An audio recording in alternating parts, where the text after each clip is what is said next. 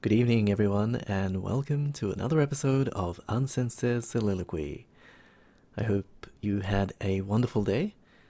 So, I know that it's been a while since I last did one of these recordings in English, but I just wanted to share with you something that I've been thinking about for a while regarding how to improve your writing and speaking skills. So, let me tell you the answer right away. If you want to improve your writing and speaking skills, you need to write more and speak more. I'm sorry that it's an obvious answer, but I get the feeling that not many people completely understand this. I think that some people assume that just because they read lots of English and listen to lots of English, they automatically become better at writing and speaking English as well. Hey, but that's totally not true. So let me use an analogy to make my point. And an analogy is basically a comparison or an example that you can use in order to make it easier to understand what you're trying to say.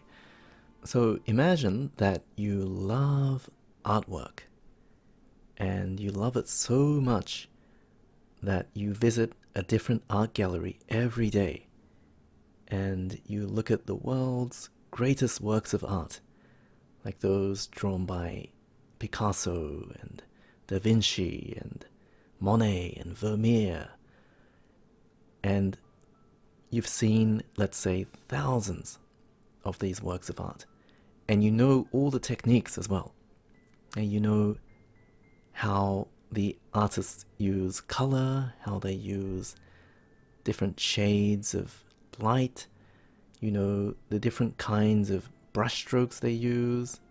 But just because you've seen and analyzed all of these masterpieces doesn't mean that you're able to draw pictures like them? No, of course not. And I think this is obvious. Everyone knows that if you want to be able to draw well, you need to spend lots of time drawing. And it's exactly the same thing with writing and speaking. It doesn't matter if you've read thousands of books on the greatest works of literature. It doesn't matter if you watch hundreds of movies on Netflix.